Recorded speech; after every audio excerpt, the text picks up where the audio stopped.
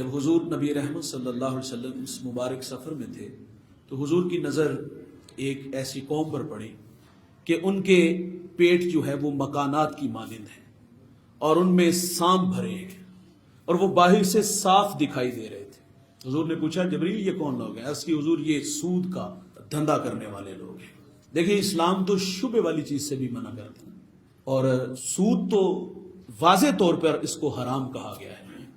اور یاد رکھیے کہ لقمہ حرام کی جو نحوست ہے اس کا خسارہ دنیا آخرت میں ہے۔ اعلان جنگ ہے اس شخص کے ساتھ اللہ کا۔ کون اللہ سے جنگ کرے گا؟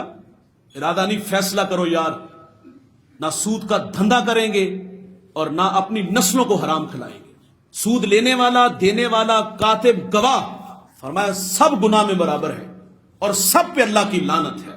فرمایا سود کے 70 درجے ہیں اور جو کم از کم درجہ ہے فرمایا وہ اپنی ماں سے زنا کرنا ہے۔ فرمایا جب سود اور زنا پھیل جائے گا تو فرمایا وہ قوم اللہ کے عذاب کی مستحق ٹھہرے گی۔ وہ انتظار کرے اللہ کے عذاب کا۔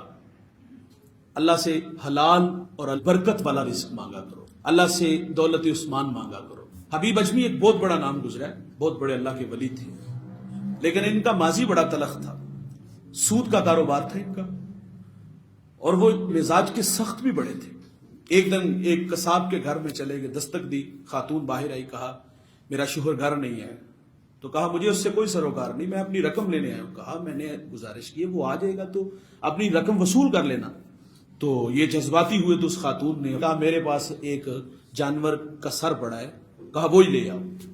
اور یہ وہاں سے وہ لے کر کے گھر آئے اور بیوی کو کہا جو ہے وہ کھانا بناؤ۔ بیوی نے بھی بڑا سمجھایا کیوں اپنی آخرت برباد کر رہے ہو اور ہمیں بھی کیوں حرام کھلا رہے ہو، لیکن حبیب اجمی کے سینے میں دل نہیں، دوست پتھر تھا۔ اس نے کہا کھانا بناؤ، کھانا بنا۔ جب کھانا تیار ہوا تو وہ کھانا خون بن چکا تھا۔ کہا برتن جلدی لے آؤ، لوگوں کا جو خون نچوڑتے ہو آ جا کے کھا بھی لو۔ جب حبیب اجمی نے ہنڈیا میں خون دیکھا تو طبیعت میں خوف طاری ہوا۔ حبیب اجمی رونے لگا، بیوی سے کہا کہ اب میں کیا کروں؟ کہا جا حسن بصری کی خدمت میں حاضر ہو جا کے۔ یہ گھر سے نکلے، ان کے بدن پر خوف ہے، آنسو ہیں۔ جب باہر نکلے تو بازار میں بچے کھیل رہے تھے۔ حبیب اجمی کو آتے ہوئے دیکھا تو کہا پیچھے پیچھے ہٹ جاؤ، وہ دیکھو اللہ کا نافرمان آ رہا ہے، سود خور آ رہا ہے، اگر اس کے قدموں کی گرد اڑ کے تمہارے کپڑوں پہ پڑی تو یہ نحوست تمہارے اوپر پڑ جائے گی، بچو اس سے۔ چوٹ تو یہاں لگی تھی اور اب رو کے کہتے ہیں اللہ یہ ننھی مخلوق بھی مجھ سے نفرت کرتی ہے۔ حضرت حسن بصری کی خدمت میں حاضر ہوئے، سینے سے لگا لیا، فرمایا وہ بڑا مہربان ہے، تیرے آنسو بڑے قیمتی ہیں، توبہ کا در کھلا ہے، وہ معاف کرنے والا ہے، اس کی رحمت وسیع ہے، اللہ مہربانی فرمائے گا۔ یہ توبہ کے اتھرو لے کے واپس پلٹا، وہی راستہ اور اسی راستے میں وہی بچے اب یہاں قدم لڑ کھڑانے لگے کہ اللہ یہ کہیں پھر دوبارہ وہی تانا نہ مجھے دے دے۔ اے اللہ میں سچی توبہ کر کے آیا ہوں، معاف کر دے اللہ۔ یہ لوگوں کے دلوں میں جو میرے لیے نفرت ہے میرے گناہ کی وجہ سے، اللہ وہ گناہ تو میں نے چھوڑ دیا، اللہ یہ ننھی مخلوق جو مجھ سے نفرت کرتی ہے اللہ ان کے دلوں میں میرا پیار ڈال دے۔ اب کے بار جب حضرت حبیب اجمی وہاں سے گزرے، وہی بچہ آواز دے کے کہتا ہے پیچھے پیچھے ہٹ جاؤ۔